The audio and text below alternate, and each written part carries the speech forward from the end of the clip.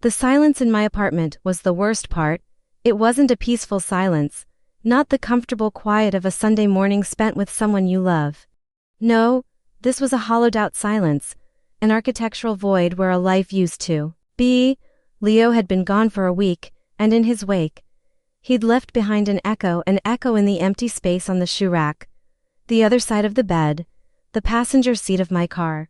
I was an architect. I designed structures meant to stand for 100 years, but I couldn't seem to rebuild the simple framework of my own day-to-day existence. I was trying, God, I was trying.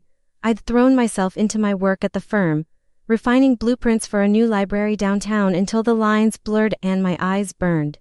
I'd had dinner with my best friend, Chloe, who'd spent 3 hours telling me all the reasons Leo was a narcissistic parasite, which was helpful, sort of. I'd even bought a new plant, a ridiculous ficus with leaves like giant green hands, and put it in the corner where Leo's stupid vintage guitar used to lean.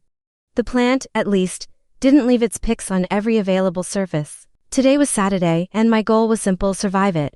My plan was to buy an obscene amount of groceries, cook something complicated that would dirty every pot and pan I owned / and then eat it.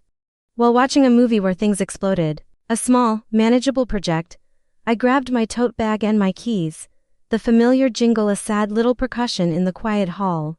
The grocery store was a 10-minute walk, a journey through my neighborhood. I passed the coffee shop where Leo and I had our first date, the one where he'd knocked over his latte because he was talking with his hands, so animated and full of life. I flinched and walked faster. I passed the little independent cinema where we'd seen a terrible French film and he'd done a perfect, scathing impression of the lead actor all the way home. My stomach twisted. It was like navigating a minefield of memories inside the bright, sterile sanctuary of the grocery store. I felt a little better. The mission was clear. I loaded my cart with vegetables, a nice cut of steak, a bottle of deep red wine. Then, I wandered into the home goods aisle because I was feeling self-destructive. A set of ridiculously expensive, minimalist chic black matte plates caught my eye. They were absurd. They were pretentious. They were the opposite of the mismatched, chipped ceramic plates Leo had brought into the relationship. I needed them. I deserved them. At the checkout, I piled my items onto the conveyor belt, a small mountain of self-care. The total came up $187.54. A little steep, but I'd budgeted for a splurge. I pulled out my primary credit card, the one we used for shared expenses, the one I hadn't gotten around to canceling yet. The cashier, a young girl with tired eyes and pink hair, swiped it, and then swiped it again. A small, quiet beep, a red light. "Sorry," she said, not looking at me. "It's declined." What? The word came out sharper than I intended. "No, that's not possible. Try it again." She did. Same result. A hot flush of shame crept up my neck. People in the line behind me were starting to shift their weight. I could feel their impatience like a physical pressure. "There's definitely money in that account," I said, my voice low and tight. "It's a credit card." "Anyway, says declined," she repeated, her boredom a fresh layer of humiliation. "You have another card." Fumbling, I pulled out my debit card from my wallet. My hands were shaking slightly. I knew for a fact there was enough in my checking account to cover this. I never let it dip below a certain threshold. It was one of my rules. I swiped. Another beep, another red light. Declined. "No," I whispered. It was impossible. Absolutely impossible. The shame was turning into a cold, sharp spike of panic. I could hear the person behind me sigh loudly. "Look, I'm sorry, but I have to leave some of this," I stammered, my eyes scanning the mountain of groceries, the steak / the wine, the beautiful, stupid black plates.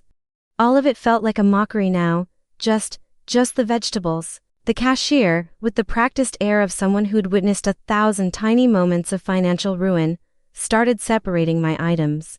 I paid for a sad little bag of onions and peppers with the emergency cash I kept tucked in my wallet, my face burning. I didn't dare look at anyone as I grabbed the bag and fled the store, leaving my triumphant feast behind on the cold rubber of the conveyor belt. The automatic doors swished shut behind me, and I was back on the street, the city air, thick and heavy in my lungs. The panic was real now, a frantic bird beating its wings inside my chest. Something was wrong, terribly wrong. The moment I got back inside my silent, empty apartment, the dam broke. Panic gave way to a frantic, methodical search for answers. I dropped the sad bag of vegetables on the floor and went straight to my laptop, my heart hammering against my ribs. I logged into my bank's website first, my fingers slipping on the keys. The loading screen felt like an eternity. Then the numbers appeared. Checking account balance, $37.19. I stared. Blinked, stared again. It was supposed to be for figures, always. I clicked on the transaction history, my breath catching in my throat, and there it was, a transfer. A transfer for nearly the entire balance of my checking account to my primary credit card account, made 2 days ago. A transfer I did not make. My blood ran cold. With a trembling hand, I opened a new tab and logged into the credit card portal. For a dizzying moment, I thought I was looking at the wrong account. The numbers were astronomical, nonsensical. The balance owed was a figure that belonged on a mortgage, not a piece of plastic. $28,450.78. I literally could not breathe. My vision tunneled, the edges turning fuzzy and dark. I gripped the edge of my desk, anchoring myself to reality. It had to be a mistake, a glitch in the system, a typo. I forced myself to click on the statement page and the world fell away. Page after page of charges. Not my charges, not groceries or gas or the occasional new sweater. These were charges from another life, a life of obscene luxury. There was a charge for $4,200 at a store called Le Spectre, a high-fashion boutique I'd never heard of. There was another for $2,800 at a hotel in the city, the Gilded Cage, a place so exclusive you needed a reservation just to walk into the lobby. I'd never been there in my life. The date of the charge was 3 weeks ago, a night Leo had told me he had to work late on a crisis at his firm. My eyes scanned the list, a dizzying litany of his betrayal written in dollars and cents. A custom suit from a tailor in Soho, $3,500. A weekend trip to Miami, flights and another boutique hotel, $5,600. A dinner at a Michelin-starred restaurant called Aurelia where a single tasting menu cost more than my monthly car payment, $950. I knew that name. Leo had mentioned it once, dreamily, as a place he'd take me when he made it big. It seemed he hadn't waited. And then I saw the smaller ones, dozens of them. Ubers to addresses I didn't recognize, expensive liquor store runs, tickets to concerts he'd claimed were sold out. It was a detailed, itemized receipt of his secret life. He hadn't just cheated on me, he had liquidated me. He had drained my savings to pay the minimums while he used my credit to build a fantasy life. The full weight of it crashed down on me. I wasn't just heartbroken, I was ruined. He had taken my trust, my affection, my future, and he had systematically, deliberately, converted it all into cash. The ficus in the corner seemed to mock me with its silent, green vitality. The hollow silence of the apartment was no longer an echo, it was a roar. The roar of my own stupidity, the roar of his laughter. I didn't cry. Tears felt too weak, too sentimental for this level of violation. This was not a crime of passion. It was a feat of engineering, a cold, calculated demolition. I leaned back in my chair, the laptop screen glowing with the evidence of my own destruction, and in that cold, quiet, roaring moment, something inside me shifted. The grief, the shock, the humiliation, they began to cool and harden, solidifying into something new, something sharp and heavy and cold. It felt like steel. The next 48 hours were a blur of hold music and infuriatingly calm customer service representatives. I called the credit card companies first, all 3 of them. It turned out the primary card was just the beginning. He'd apparently opened to more in my name. It was easy enough. He had my social security number, my date of birth, my mother's maiden name. He had everything. He had been everything. The total debt was not $28,000. It was closer to $94,000. Mom, we will open a fraud investigation. A woman named Brenda from Visa told me, her voice dripping with practiced, impersonal sympathy. In the meantime, your accounts will be frozen. Do you know who might have made these charges? I hesitated for a fraction of a second. The name felt like acid on my tongue. My ex-boyfriend, I said, the words clinical and strange. His name is Leo DeMarco. Each call was the same. The same questions. The same promises of an investigation. The same underlying tone that suggested this was a messy breakup they didn't really want to be involved in. They'd send me forms, I'd have to sign affidavits. The process could take months, with no guarantee of success. Especially, Brenda had added gently, since he was my partner and had been living at my address, it muddied the waters. She said, they might consider the charges to be authorized. The injustice of it was a physical chokehold. I was the victim of a crime, and I was being treated like a suspect in my own life. The memory of his face flashed in my mind. The way he'd look at me, his eyes so full of what I had mistaken for love. How could I have been so blind? That question was a serpent, coiling in my gut. Every memory was now tainted, every gift a potential piece of evidence, every sweet word a lie. I remembered the watch, a sleek, silver timepiece. He'd come home with a month ago. He'd claimed he'd gotten a huge commission at his sales job. A massive deal he'd been working on for months. He'd celebrated by buying himself the watch and taking me out to a nice, but not too nice, dinner. I'd been so proud of him. I checked the statements again. There it was. A charge for $1,800 from a luxury watch dealer on Fifth Avenue on my card. My pride curdled into something black and ugly. He hadn't just used my money. He had made me celebrate him for it. The serpent of self-doubt uncoiled and struck. Was I an idiot? A naive fool who was just so desperate for the storybook romance that she ignored every red flag? He was always a little too slick, a little too charming. His stories about work were always grand and slightly vague. He never had any money for rent, but always had cash for a night out. The signs had been there, they'd been practically waving at me, giant, crimson flags in a hurricane, and I had called it a parade. I pushed the thought away. Self-flagellation was a luxury I couldn't afford. What mattered now was not what I had been, but what I was going to do. He thought he'd left a victim in his wake. A weeping, broken woman who would quietly absorb the debt and the shame.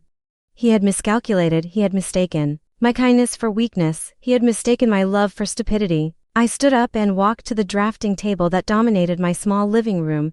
It was my sanctuary, the one place where I was in complete control.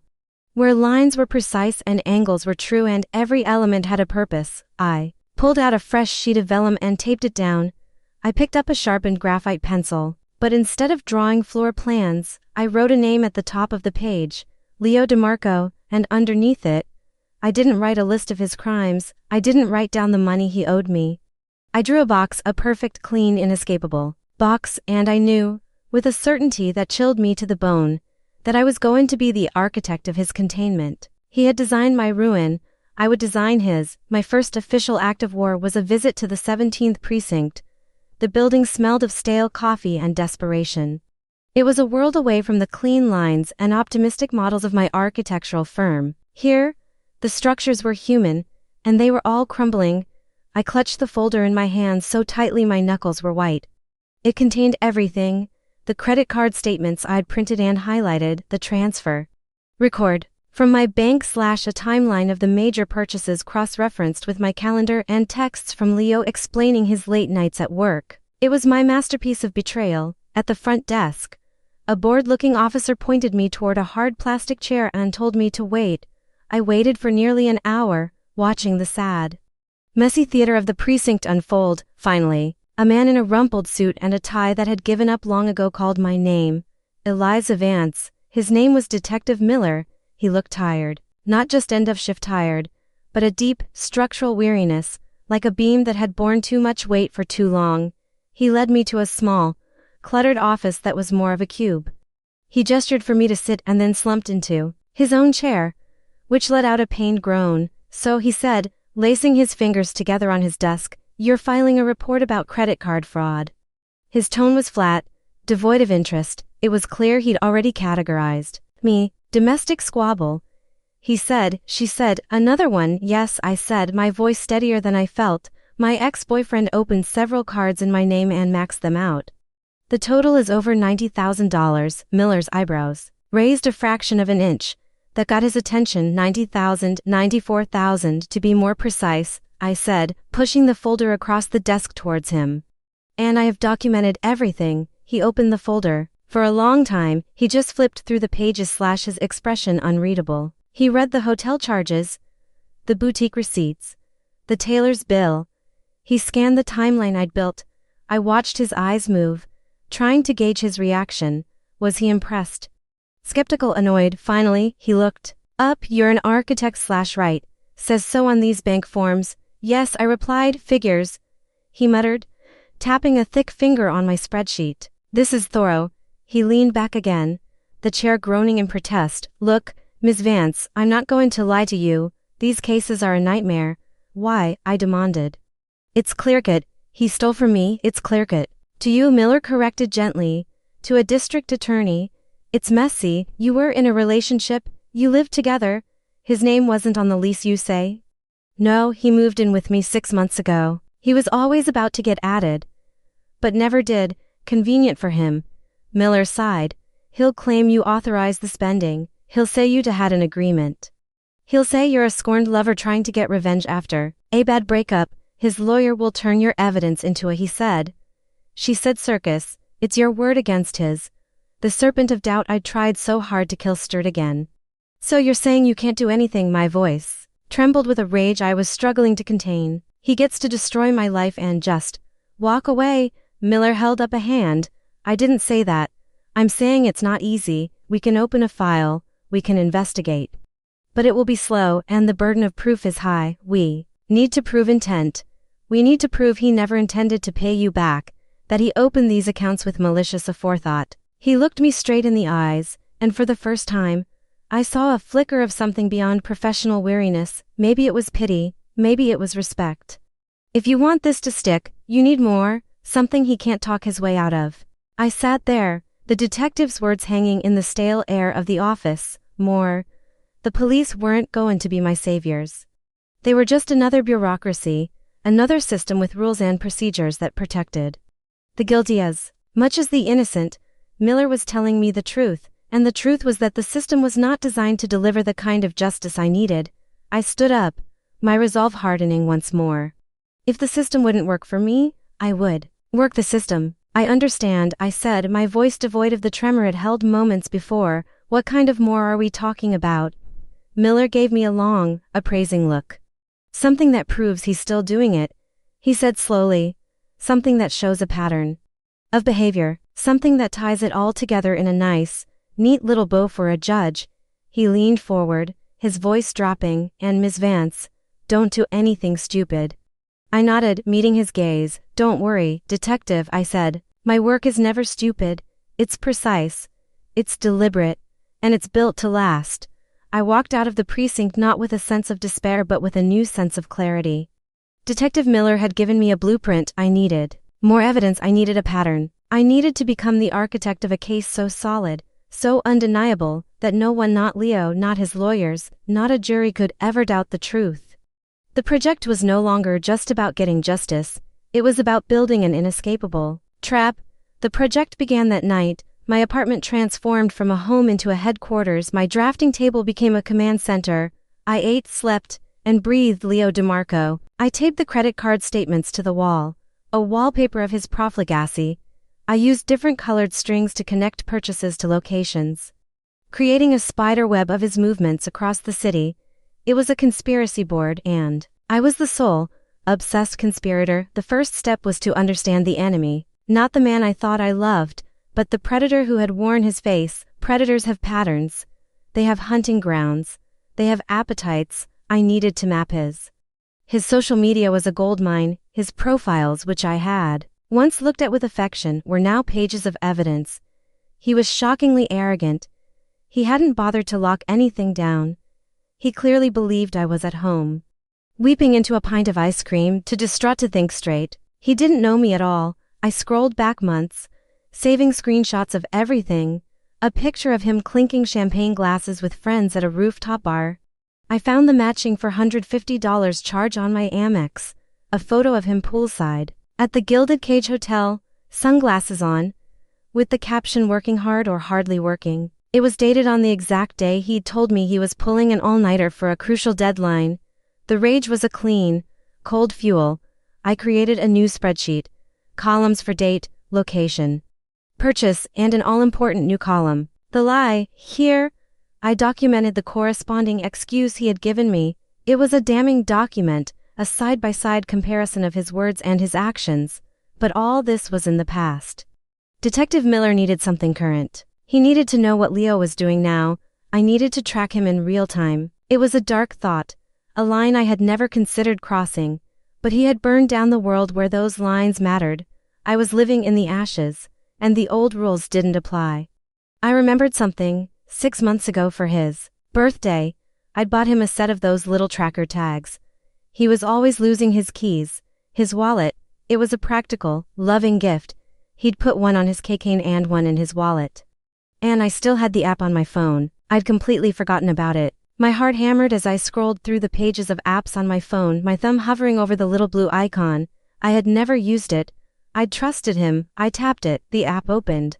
It asked for my password, and I typed it in. My breath held. For a moment, nothing happened. Then a map of the city bloomed on my screen, and on that map, a small, pulsating dot. Leo's wallet, last seen 2 minutes ago. Location, 117th Street and 3rd Avenue, East Harlem. I zoomed in.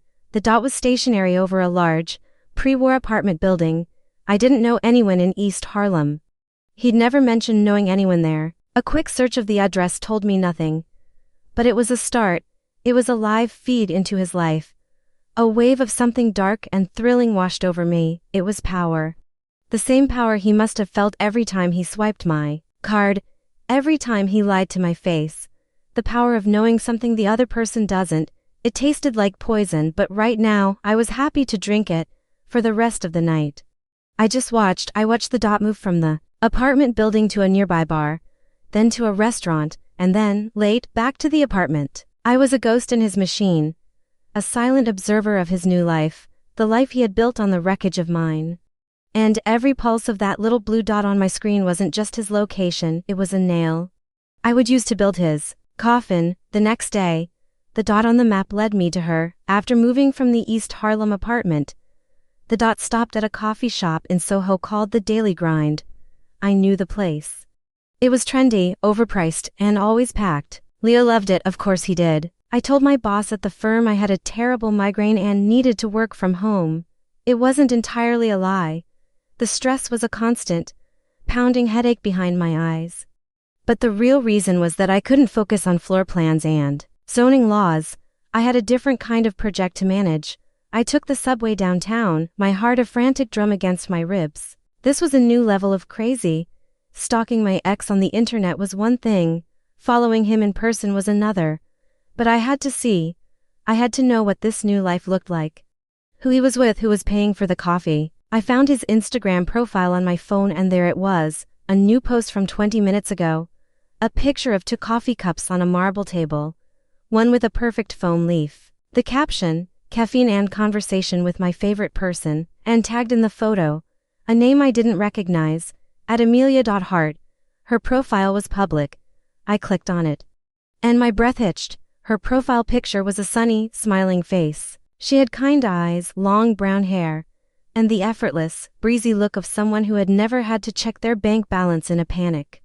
Her bio read, Amelia Hart, art curator, lover of dogs, travel, and finding beauty in unexpected places. Scrolling through her feed was like being punched in the gut. Over and over, there were photos of her at gallery openings, on vacation in Tuscany, smiling with a golden retriever. And then, starting about 3 weeks ago, there were photos with Leo. The first one was captioned, didn't expect to meet this one tonight. It was a picture of the 2 of them, their heads close together, a concert wristband visible on Leo's arm. My concert wristband, I realized with a jolt. The one from the show he'd claimed was sold out, purchased with my money. Another photo showed them at a weekend brunch. Leo was wearing the silver watch, my silver watch he had, his arm around her, and he was giving the camera that same devastatingly charming smile that had once been reserved for me. Amelia was looking up at him with an expression of pure, unadulterated adoration. It was the same look I used to have. I saw it all so clearly then. It wasn't just about the money. He hadn't just stolen from me. He had taken the entire template of the life we were supposed to have. And he was recreating it with someone else, using my resources. I was the unwitting angel investor in his new relationship. The rage was so intense it made me feel dizzy. But beneath the rage was a new, terrible feeling. It was a cold, sharp pity. Not for myself, for her, for this smiling, unsuspecting woman who was currently sipping coffee with a black hole in human form. She was the next victim. She was me. 3 months ago. I looked up from my phone. I was standing across the street from the daily grind. Through the big plate glass window, I could see them. They were sitting at a small table. Just like in the picture, Leo was talking, his hands moving with that familiar, energetic grace. Amelia was laughing, her head tilted back, her face illuminated by the morning sun and his lies. He was a virus, and he was infectious. Watching them, my mission crystallized. This wasn't just about revenge anymore, it wasn't just about getting my money back and clearing my name. It was about quarantine. It was about stopping the spread. Amelia Hart didn't know it, but I was about to save her life, and to do that, I had to get close to her. I had to understand the world she lived in, and then, I had to burn his little fantasy life to the ground, with her as a witness. The next 2 weeks were a masterclass in obsession. I became a scholar of Amelia Hart. I learned from her public social media that she was a curator at a small, prestigious art gallery in Chelsea. I learned she volunteered at an animal shelter on weekends. I learned she loved a specific brand of overpriced green juice and frequented a yoga studio 3 blocks from her apartment. Her life, laid bare online, was a roadmap and I intended to follow it. My own life fell by the wayside. My work at the firm suffered. I submitted a set of blueprints with a glaring error in the HVAC layout that my boss caught. Giving me a stern lecture about focus, Chloe called me every other day, her voice tight with worry. "Eli, what is going on with you?" she'd asked yesterday. "You sound different, are you okay? Did you talk to the police again?" "I'm fine, Chloe," I lied, staring at the map on my wall, now covered in notes and pushbins. "The police are working on it. I'm just processing things." "Processing or plotting," she'd countered. She knew me too well. "Please don't do anything crazy. He's not worth it." "Oh, he's worth it," I thought. "He's worth every bit of this." I was lying to everyone, my boss, my best friend. I was becoming as duplicitous as Leo, and the thought barely registered.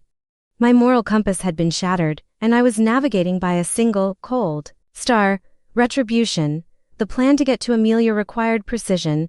I couldn't just bump into her. It had to be organic, it had to be believable. Her gallery was the perfect point of entry. Art was a world I understood, not as well as architecture.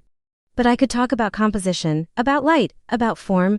I did my research. The gallery, Canvas and Void, was currently showing an exhibition by a minimalist painter known for large, stark canvases with a single, jarring slash of color. It was the kind of art that people either loved or despised, the kind that invited strong opinions. Perfect. On a Thursday afternoon, I left work early again, claiming another migraine. I dressed the part, black trousers, an architectural-looking, gray blouse, and my most serious-looking glasses. I walked into the cool, white space of the gallery, my heels clicking softly on the polished concrete floor. The paintings were exactly as I'd expected, huge, intimidating, and empty. There were only a few other people wandering the space, and behind a simple white desk at the back, there she was, Amelia Hart in person. She was even prettier than her photos. She was talking on the phone, a small, professional smile on her face. I took my time. I walked from one painting to the next, feigning deep contemplation. I tilted my head, I squinted, I put my hand to my chin. I was performing the role of serious art patron. After about 10 minutes, Amelia finished her call. She looked up and her eyes met mine. She gave me a small, welcoming smile. It was time. I walked towards her desk. "Hi," I said, trying to sound casual, friendly. "This is a very powerful exhibit, isn't it?" she replied. Her voice warm. "Mikhail Torvinen's work is all about the emotional weight of negative space." "I can see that," I said, glancing back at a massive white canvas with a single, violent red gash down the middle. "It's confrontational. It's like he's forcing you to see the wound, not the body." The words came out of my mouth. Before I could stop them, they were more real than I intended. Amelia's professional smile softened into something genuine. "Wow, that's one of the most insightful things I've heard anyone say about this piece. Most people just say it looks like the painter ran out of red." We laughed. It was a strange, disorienting moment. Here I was, sharing a laugh with the woman my ex was currently defrauding, my sworn enemy's new lover, and I liked her. God help me. I actually liked her. I'm an architect, I offered. So I guess I think about space a lot. The void is just as important as the structure in architect. That makes so much sense, she said, her eyes lighting up. I'm Amelia, by the way. I curated the show, Eliza, I said, shaking her offered hand. Her grip was firm and cool. It's a pleasure to meet you, and just like that, I was in. It was horrifyingly easy. All it took was a well-chosen outfit, a few smart words, and a lie of omission so vast it could have swallowed the entire gallery. As I walked out 20 minutes later, having had a pleasant conversation about art and architecture, I felt a dizzying mix of triumph and self-loathing. I had made contact with the target. But the target had a kind smile and a genuine passion for her work. It was much easier when she was just a face on a screen. This was messy. This was human. Chloe was right. I was plotting, but I was in too deep to stop now. This project had to be seen through to completion, no matter the collateral damage, even if some of that damage was to my own soul. The next phase of the operation required me to escalate my involvement with Detective Miller. My meticulously constructed file of past crimes wasn't enough, and my creepy but legal surveillance of Leo wasn't actionable. Miller had been clear. They needed something concrete. Something happening now. They needed evidence of a crime in progress. I called him. Detective Miller. It's Eliza Vance. I could almost hear him sigh through the phone. Miss Vance. Please don't tell me you've been playing private investigator. I have information that I believe constitutes a pattern of behavior, I said, sticking to the official sounding language he'd used. He has a new girlfriend. Her name is Amelia Hart. He's living with her in East Harlem. And he's spending money that I am certain is not his. There was a pause on the other end of the line. How do you know this? He asked, his voice sharp with suspicion. I'm resourceful, I said, which was not a lie. I told him about the social media posts, the watch, the concert tickets. I left out the part about the GPS tracker and my little visit to the art gallery. Some details, I figured, were best left undocumented. He's repeating the exact same pattern with her that he did with me. It's a textbook con. It's textbook circumstance, maybe, Miller countered, his weariness returning. It doesn't prove he's committing a crime against her. For all we know, she's rich and happy to foot the bill. She's an art curator at a small gallery. I shot back. She's not paying for $5,000 weekend trips to Miami. He's doing it again, detective. I know he is. I could hear the desperation in my own voice and hated it. Knowing isn't proving, Miss Vance, he said, and I could picture him rubbing his tired eyes. Look, you find me one single, irrefutable piece of evidence that he's using your name, your credit, right now, to continue this lifestyle, and I can get a warrant. Without that, my hands are tied. I'm sorry. He hung up, and I was left staring at the spiderweb of deceit on my wall. He was right. I needed a smoking gun. All I had was smoke. The problem was, all the accounts he'd opened in my name were now frozen. He couldn't be using them. So how was he funding this life with Amelia? Was she paying for everything? It seemed unlikely. A man like Leo, a man whose ego was a tangible force, would never let a woman see him as financially dependent. He needed to be the provider, the grand gesture guy. That was his whole brand. The answer, when it came, was so simple, so obvious, that I felt a fresh wave of fury at my own stupidity. The credit cards were frozen, yes, but what about the credit line? I logged back into the portal for the primary Visa, the one with the highest limit. The account was frozen, just as Brenda from customer service had promised. No new charges could be made. But then I clicked on the account services tab, and there, in a small, innocuous-looking link, were the words, request a balance transfer check. My blood turned to ice. Balance transfer checks. The junk mail I always threw away without a second thought. They were blank checks, issued by the credit card company. That drew directly against your credit line. They were as good as cash, and they wouldn't register as a new charge. They'd just be another entry in the ever-deepening ocean of my debt. Had he requested them before I froze the accounts, it was possible. He was smart. He was a planner in his own twisted way. He would have anticipated that I'd eventually discover the fraud and would have prepared a backup plan. This was it. This had to be it. This was the more that Miller needed. I had to prove that Leo was using these checks. But how? I couldn't exactly go through his mail. Then, my eyes landed on the pushpin on my wall map that marked Aurelia. The absurdly expensive restaurant.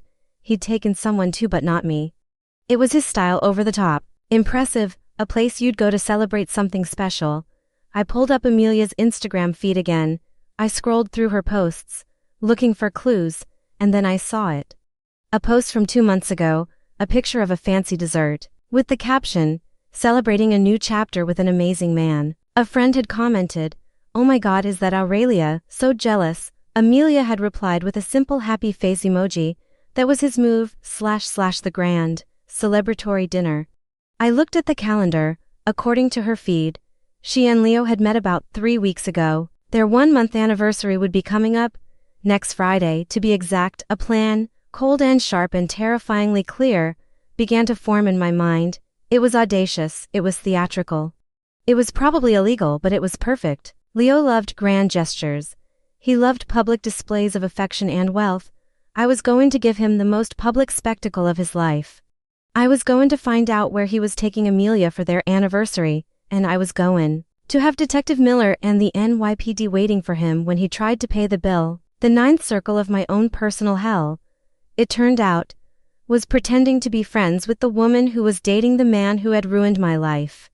My second chance encounter with Amelia was carefully orchestrated. I knew from her social media that she volunteered at the Paws and Claws animal shelter every Saturday morning. So on Saturday morning, I showed up, dressed in old jeans and a t-shirt, and signed up for a volunteer shift. When Amelia walked in, her face lit up with genuine surprise and pleasure. "Eliza, what are you doing here?" "Amelia, hey," I said, feigning my own surprise. "I've been meaning to do this for ages. My old dog passed away last year, and I miss having some canine energy in my life." This, at least, was true. My beagle, Buster, had been the best of boys. "Oh, I'm so sorry," she said, her expression soft with sympathy. "Well, you've come to the right place. We have enough chaotic canine energy here to power the whole city." We spent the next 3 hours walking dogs, cleaning cages and talking. It was unnervingly easy. She was funny and smart and passionate about her work. We talked about art, about the city, about the frustrations of our respective jobs. I found myself complaining about my boss's lack of vision for the new library project. And she listened intently, offering thoughtful advice. I hated how much I didn't hate her. Then, inevitably, she brought him up. "I'm so excited for next weekend," she said, her cheeks flushed as we refilled water bowls. "It's my 1-month anniversary with my boyfriend, Leo." I kept my face neutral, focusing on pouring the water. "Oh, yeah, a month is a big one, I know. I paid for the first 3 weeks of it. I know it's silly," she laughed, "but it feels like so much longer, in a good way. He's amazing. So thoughtful, so generous. With my money," I thought, the words a bitter taste in my mouth. "That's great," I said, my voice impressively even. "Is he taking you somewhere nice?" "He's being all mysterious about it," she said, sighing dramatically. "He just told me to dress up and be ready for the best meal of my life. He loves doing things like that. Grand gestures, bingo." My heart started to beat a little faster. This was it. This was the opening. "That sounds incredible," I said. "A man who plans is a rare breed." I paused, as if a thought just occurred to me. You know, my ex was a big grand gesture guy too. His absolute favorite spot for special occasions was this place downtown called Aurelia. Have you heard of it? I watched her face carefully, a flicker of recognition. "Aurelia, yes. I think he's mentioned that place before. He took me there once, right when we first started seeing each other." "I know," I screamed internally. The charge was for $950 and it posted on a Tuesday. Outwardly, I just smiled. It's a tough reservation to get if he manages to pull that off for your anniversary. He's definitely a keeper. I had planted the seed. It was a gamble, a huge one, but I knew Leo, I knew his ego, I knew his playbook. By suggesting his favorite restaurant, by framing it as the ultimate romantic achievement, I was baiting the trap. All he had to do was take it. We exchanged numbers at the end of our shift. "We should get coffee sometime," she said, giving me a quick hug. It felt like being embraced by a ghost. As I walked home, the city streets felt different. The plan was no longer a theoretical exercise on my wall. It was a living, breathing thing. It was in motion, and I had just manipulated a sweet, unsuspecting woman to help me build it. For a moment, a wave of guilt washed over me, but then I thought of the $94,000 I thought of his smug, smiling face in her photos, and the guilt receded, replaced by the cold, hard certainty of my purpose. Chloe's voice echoed in my head. Are you processing or plotting? I was doing both. I was processing the damage by plotting the demolition. It was the only way I knew how to build my way out. The midpoint of any good project is the point of no return. It's when you've invested too much to turn back. When the foundation is set and the only way out is through. For me, that moment came in a crowded coffee shop, listening to Amelia Hart talk about the man I was planning to destroy. I had initiated the meeting, a casual text. Hey. So good to see you at the shelter, coffee this week, she'd replied instantly. We met at a place near her gallery, a neutral territory, a stage for the next act of my play. She looked radiant, love or what passed for it with Leo suited her. You'll never guess, she said, after we'd gotten our drinks and settled into a corner table. Leo told me where we're going for our anniversary on Friday. I took a slow sip of my latte, my hand steady. Oh yeah, don't leave me in suspense, Aurelia, she whispered, her eyes wide with excitement. I can't believe he got a reservation. I know you said it was hard to get into, but wow, he must have called in a major favor. I felt a cold, clean thrill shoot through me. He took the bait, the fish had swum right into the net. Wow, Amelia, that's incredible. He really must be serious about you. I made my voice sound impressed. Even a little envious. The performance was becoming second nature. I think he is, she said, her voice soft and full of hope. It's just, everything with him is so easy, so perfect, it almost feels too good to be true, you know? The irony was so thick I could have choked on it. I know exactly what you mean, I said, and for the first time, I wasn't entirely lying. We talked for another hour. She told me about his job, a high-pressure sales position at a tech startup. The same story he'd given me. She talked about his family in Florida, his supposed love for classic literature, his dream of one day writing a novel. It was like listening to a recital of my own past. He hadn't even bothered to write new material.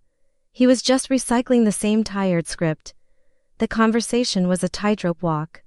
I had to be supportive, engaged, the perfect new friend, but with every word she spoke, a part of me wanted to scream, wake up, he's a fraud, he's a parasite, and you're the host, but I couldn't, the plan was too important. Her eventual disillusionment had to be public, undeniable. It had to happen under the bright, unforgiving lights of that restaurant. With a dozen witnesses, a quiet warning over coffee wouldn't be justice, it would be a mercy he didn't deserve. As we were getting ready to leave, she touched my arm. Hey, I know this is super forward, she said, a little hesitantly, but Leo is having a small get-together with some friends tonight at our place. Just drinks. You should totally come. I'd love for you to meet him. The world tilted on its axis. The air in the coffee shop felt thin. Go to her apartment, their apartment, see him in person, before the arrest. My entire system screamed nitrogen monoxide. It was too risky. What if he recognized me? We'd only dated for a year. But then, another part of me, the cold, calculating architect of this whole affair, saw the opportunity.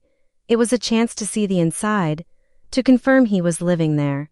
To maybe even see a piece of evidence. It was a reconnaissance mission, a dangerous one, but necessary. I'd love to, I heard myself say, my voice a stranger's. Great, she beamed, it's super casual. Just come by around 8. She gave me the address, the same one the GPS tracker had led me to weeks ago, and with another friendly wave, she was gone. I sat there for a long time, my coffee cold, my heart a trapped bird. I was voluntarily walking into the lion's den, or, more accurately, the snake pit. I had to go. I had to see the project through, but I was terrified he would see me and the whole intricate structure I had built would come crashing down. Terrified he wouldn't recognize me at all. I wasn't sure which was worse. That night, I stood outside the pre-war apartment building in East Harlem, my hands shoved deep into my pockets, my breath pluming in the cold air. This was a terrible idea, a reckless, stupid, emotional decision that violated every rule of my own carefully constructed plan, and yet, here I was. I had spent 2 hours getting ready. Which was ironic, considering my goal was to be unmemorable. I wore jeans, a nondescript black sweater, and a beanie that covered most of my hair, no makeup, nothing that would draw his eye. I was trying to be background noise. Taking a deep breath, I pushed the buzzer for apartment for B. Amelia's voice chirped through the intercom a moment later. Hello. Hey, it's Eliza, I said. Come on up. The lock buzzed, a harsh, grating sound that echoed the state of my nerves. I pushed the heavy door open and walked into the lobby. It smelled of old wood and lemon polish. I took the stairs, not wanting to risk sharing the ancient, rickety elevator with anyone. With every step my heart beat a frantic rhythm. Get out, get out, get out. The door to 4B was already ajar. Music and laughter spilled out into the hallway. I pushed it open and stepped inside. The apartment was lovely. High ceilings, hardwood floors, walls covered in art that was a mix of professional prints and what looked like personal photos. It was Amelia's home. He was just a ghost squatting here. She saw me and waved me over. Eliza, you made it? Grab a drink. Leo's just grabbing more ice. My blood ran cold. He was here, in the next room. I nodded numbly and made my way to the makeshift bar on the kitchen counter. Pouring myself a glass of wine I had no intention of drinking, my eyes darted around the room, taking in every detail, and then I saw it, on a small table by the window, amidst a stack of art books, was a checkbook. It wasn't a personal checkbook. It had the familiar blue and silver logo of the Visa card, my Visa card, the balance transfer checks, the smoking gun. It was just sitting there, out in the open, a testament to his sheer, unadulterated arrogance. He didn't even think he needed to hide it. I needed a picture, I needed proof. I subtly pulled my phone from my pocket, my fingers fumbling. I angled my body to shield the view from the rest of the room, pretending to be texting. I opened the camera, my thumb shaking as I tried to focus on the checkbook, finding everything okay. The voice was like a ghost running a cold finger down my spine.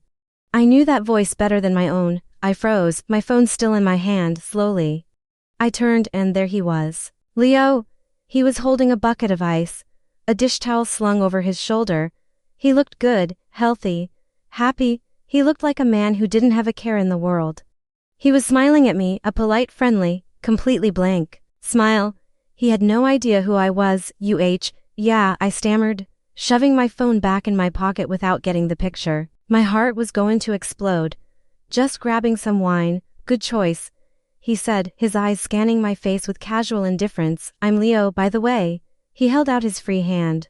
I stared at his hand, the hand that had held mine, the hand that had signed my name, the hand that had typed in my social security number. Shaking it felt like an act of profound betrayal to myself, but I had to. The mission depended on it. Eliza, I said, my voice barely a whisper. I put my hand in his.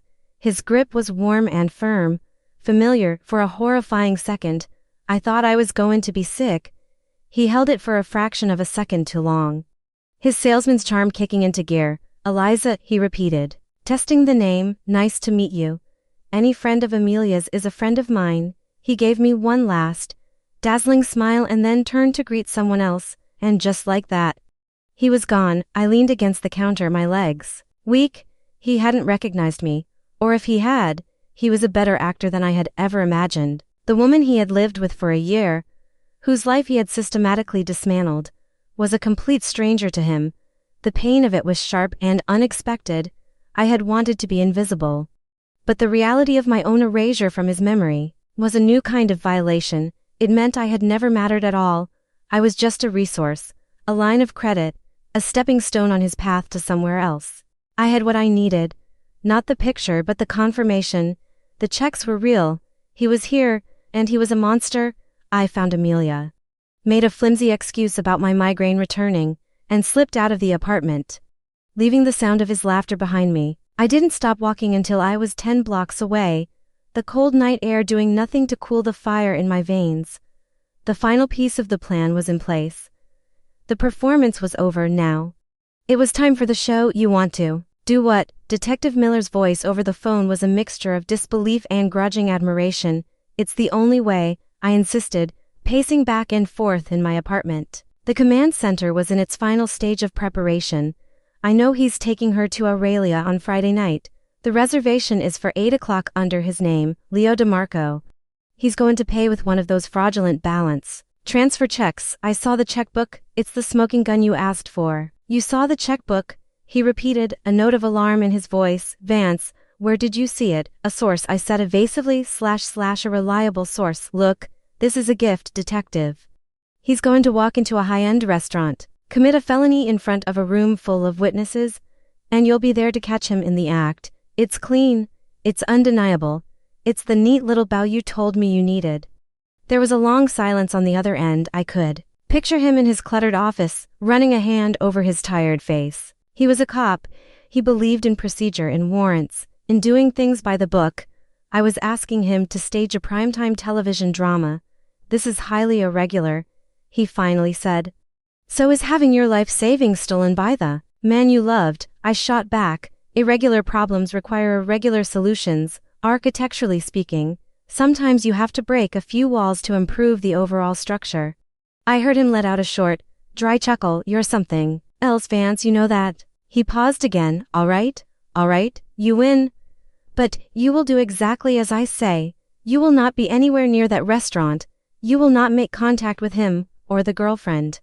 You will be at home, and you will wait for my call. Do you understand me? Your involvement in this ends now. I understand. I lied. There was no force on earth that could keep me from witnessing the final act. This was my project, my design. I had to see it through to completion. The next few days were excruciating. The waiting was a physical torment. I barely ate. I barely slept. I just stared at the plans on my wall, going over every detail, every contingency. What if he changed his mind? What if Amelia got sick? What if he decided to pay with a different card? My carefully constructed tower of revenge felt like it was built on a fault line. On Friday, the day of the arrest, I woke up with a sense of calm that was more terrifying than the anxiety. It was the calm of inevitability. The plans were finalized, the contractors were in place. All that was left was the demolition. I called the restaurant, Aurelia, at noon. My voice disguised with a slightly different pitch. Hi, I'm just calling to confirm a reservation for DeMarco at 8. The hostess sounded impossibly cheerful. Yes, DeMarco, party of 2 at 8 p.m. We have you right here. Great. Thank you, I said and hung up. He hadn't cancelled. Phase 1 was complete. I had no intention of staying home, but I couldn't be inside the restaurant. I needed a vantage point, a control room. Across the street from Aurelia was a small, second-story cafe. A generic chain place with large windows that looked directly down on the entrance to the restaurant. It was perfect. At 6:30, I left my apartment. I was dressed in dark, unremarkable clothes again. Anonymity was my shield. I took a seat at a small table by the window of the cafe, ordered a black coffee I wouldn't drink, and opened my laptop as a prop. From here, I had a clear line of sight. I could see the McDerdy's stand, the front tables, and, most importantly, the steady stream of wealthy patrons arriving for their expensive dinners. I sent a text to Miller from a burner phone I'd bought for cash, Vantage Point secure. His reply was instantaneous and furious. Vance, I swear to God, do not move. I smiled and typed back. Just making sure the site is prepped. I'm invisible. I didn't get a reply. At 7:45 my phone buzzed, a text from Miller's official number. We are in position. To plainclothes officers inside. I am 2 minutes out. The adrenaline hit me like a shot of electricity. It was happening. It was all real. I looked down at the street, my eyes scanning every face, every approaching car. My gaze was fixed on the ornate entrance of Aurelia, waiting for the star of the show to make his final entrance. At 8 o'clock sharp, a black town car pulled up to the curb in front of Aurelia. The kind of car you hire when you want to make an impression. The driver got out and opened the rear passenger door. Leo emerged first. He was wearing the bespoke suit, my bespoke suit, the one that cost $3,500. It fit him perfectly. He looked confident, powerful, like a man who belonged in a place like this. Then he turned and offered his hand to Amelia. She stepped out of the car, and she was breathtaking. She wore a simple, elegant black dress that shimmered under the streetlights. Her hair was up, and she wore diamond earrings that I prayed to God were her own. She looked happy. Genuinely, blissfully happy. A knot of something uncomfortable, guilt, pity, maybe both tightened in my stomach. She deserved better than this, and in a strange, twisted way, I was the one who was about to give it to her. Leo put his arm around her waist and guided her towards the entrance. I watched them through the glass, a silent observer in my second-story perch. They were greeted by the McDerdy. I saw Leo give his name. I saw the McDerdy smile and nod, picking up 2 menus. I watched them being led to a pristine table for two. Draped in white linen, the next hour and a half was the longest of my life. From my vantage point, I couldn't hear them, but I could see everything. I watched them talk. I watched Leo order a bottle of champagne, the expensive kind. I watched the waiter present it, watched Leo nod his approval. I watched him make a toast, his eyes locked on Amelia's. She blushed. It was a perfect performance of a perfect date, a scene from a movie. And it was all a lie. I kept a steady stream of texts going to Miller on the burner phone. They've ordered. Champagne has been served. Main courses arriving now. His replies were terse. Noted. Stay put. I nursed my cold coffee, my eyes never leaving the window. I watched other couples come and go. I watched the theater of the restaurant, the dance of waiters and busboys, and at the center of it all was table 7. A little island of deceit in a sea of oblivious diners. Finally, after what felt like an eternity, I saw their waiter approach the table. He cleared their dessert plates. He offered them coffee. They declined, and then he placed a small black leather bill folder on the table. This was it, the moment of truth. My hands were shaking. I typed a message to Miller, my fingers clumsy. The check is on the table. His reply came a second later. Stand by. I watched, my heart in my throat. Leo, ever the gentleman, reached for the bill. He opened it. I couldn't see his expression, but I could imagine it, the casual glance at a number that would have sent me into cardiac arrest. He probably didn't even flinch. He reached into his suit jacket. My breath caught. He pulled out the checkbook, the Visa checkbook. He opened it, took a pen from his pocket and began to write. He was so calm, so arrogant, so completely unaware that his entire world was about to come crashing down around him. I typed another message to Miller, my thumb hovering over the send button. He is writing the check. I watched as Leo tore the check from the book. With a neat, practiced motion, he placed it in the bill folder and closed it. He placed the folder at the edge of the table for the waiter to collect. Then he turned his attention back to Amelia, smiling, completely at ease. I pressed send. The signal was given. For a few seconds, nothing happened. The restaurant continued its elegant hum. The waiter hadn't even picked up the bill yet. My mind raced. Did Miller get the text? Is something wrong? Did they call it off? Then I saw him. A man in a slightly too big blazer who had been sitting alone at the bar stood up. He walked calmly, deliberately, towards table 7. At the same time, another man, younger, in a stylish coat, got up from a table near the back. They were converging. Amelia saw them first. I saw her brow furrow in confusion as the two men approached their table. Leo was still talking, oblivious. The man in the blazer, who I now recognized from a distance as Detective Miller, reached the table first. He placed a hand gently on the leather bill folder, stopping the waiter who was just about to retrieve it. Mr. Leo DeMarco. Miller's voice was low, but in the suddenly quiet restaurant, it must have carried. I couldn't hear it, but I saw every head within a 10-foot radius turn towards them. Leo looked up, his charming smile faltering for the first time. He looked from Miller to the other officer, a flicker of confusion, then annoyance on his face. Yes, can I help you? I'm Detective Miller, NYPD, he said, and I saw him subtly flash his badge. I'd like to have a word with you about this. He picked up the bill folder. He opened it and took out the check Leo had just written. Leo's face went white. It was a beautiful, satisfying sight. The color drained from his skin, leaving a pasty gray mask of shock. The charming, confident man was gone. In his place was a cornered animal. I don't understand, Leo stammered, his eyes darting around the room. People were openly staring now. Phones were starting to emerge. This check, Miller said, holding it up, is drawn on a line of credit belonging to an Eliza Vance, an account which you have allegedly accessed fraudulently to the tune of over $90,000. Amelia gasped. I saw her hand fly to her mouth. She stared at Leo, her beautiful, happy face crumbling into a mask of horror and disbelief. Leo, what is he talking about? Leo ignored her. He was looking at Miller, his mind clearly racing, searching for an exit. A lie, an angle. This is a misunderstanding, he said, his voice tight with panic. Eliza and I, we have an arrangement. This is my money. Is that so? Miller said, his voice flat. He gestured to the other officer. Mr. DeMarco, I'm going to have to ask you to stand up. You're under arrest for grand larceny and multiple counts of identity theft. No, Leo shouted, pushing his chair back. you can't do this. The second officer was already there, taking Leo's arm in a firm grip. Sir, please do not make a scene. But it was too late for that. The scene had been made. It was a masterpiece of humiliation. Leo was trying to pull his arm away, his face a grotesque mixture of fear and rage. Amelia was just sitting there, frozen, tears streaming down her face, and then came the most satisfying part of all. The handcuffs. The metallic click as they were fastened around his wrists was invisible to me, but I felt it.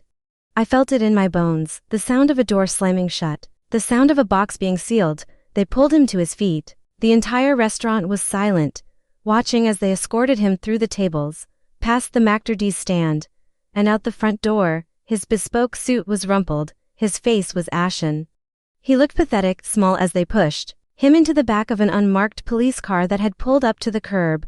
He looked up, his eyes scanned the street, the buildings, a desperate, searching gaze. And for a single, heart-stopping moment, his eyes met mine, across the street, through the glass of the cafe window. I didn't smile, I didn't gloat, I just looked at him. And in that split second, I saw the recognition finally dawn on his face. The understanding. He knew it was me. The car door slammed shut, and they drove away. The project was complete, the structure was sound. I leaned back in my chair, the cold coffee in front of me, and for the first time in months, I took a deep, shuddering breath. It was over, and it felt like anything but a victory. The weeks that followed the arrest were a strange, hollow echo of the chaos that had preceded it. The legal machinery, once set in motion, ground forward with a slow, impersonal momentum. I gave my official statement to the district attorney's office, a dry recitation of the facts that felt clinical and detached from the emotional violence of the experience.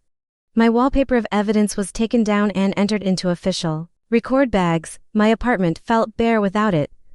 The credit card companies, now armed with a police report and an actual arrest, suddenly became much more cooperative. The fraud affidavits were processed. The staggering debts were, one by one, erased from my name. Watching those balances return to zero felt less like a triumph and more like watching a surgeon remove a tumor. You're grateful it's gone, but you're left with the scar and the memory of the violation. I saw Leo one last time, not by choice. I was at the courthouse to meet with the ADA. And as I was leaving, he was being escorted down the hallway by a court officer. He was in a cheap, ill-fitting suit, not the one I had paid for. His charm was gone, stripped away by the harsh fluorescent lighting of bureaucracy. He looked thin and tired and utterly defeated. His lawyer wasn't with him.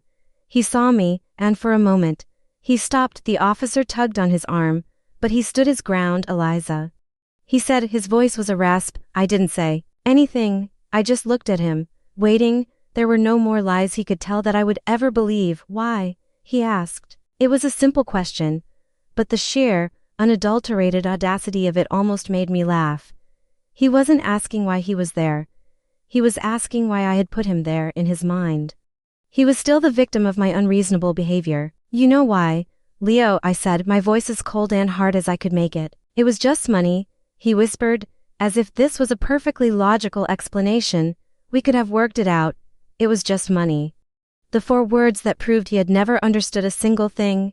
It was never just about the money. It was about the trust, the lies, the future he'd stolen and sold for parts. It was about the way he'd made me feel like a fool in my own life. No, Leo, I said, taking a step closer. It was just my life, and you don't get to have it anymore. I turned and walked away without looking back. I could feel his eyes on me until I turned the corner. But I didn't give him the satisfaction of another glance. That was the real end, not the arrest, not the court date, that final, pathetic conversation, the final nail in the coffin I had so meticulously built. 2 weeks later, I got an email from an address I didn't recognize. The subject line was simply "Thank you." It was from Amelia. The email was short. She told me she was sorry for what I had gone through. She told me that the police had explained the full extent of his fraud, stretching back long before he'd ever met me. It turned out I wasn't the first. I was just the first one to build a cage and lock the door. He had been doing this for years, leaving a trail of broken hearts and empty bank accounts across 3 states. She wrote that she was humiliated and heartbroken, but also grateful. She said that watching him get arrested was the worst moment of her life, but that she knew, in the long run, I had saved her from a much deeper ruin. She ended the email by saying she was moving back home to be with her family for a while. To heal, she wished me peace. I sat with that email for a long time.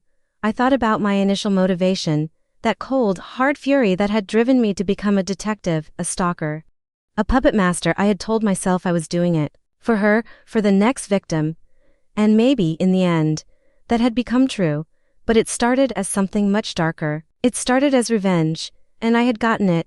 It was everything I had wanted. I stood up and walked to my drafting table. It was clean now.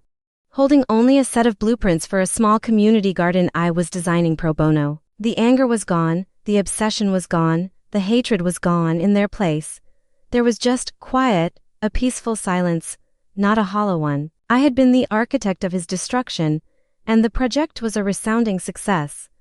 But it had taken a toll. It had forced me to be someone I never wanted to be, colder/harder.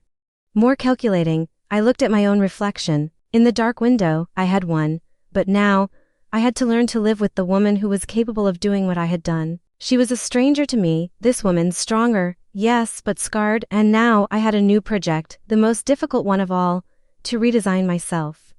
To build a life on the cleared ground, a structure made not of revenge, but of something better, something that was truly built to last.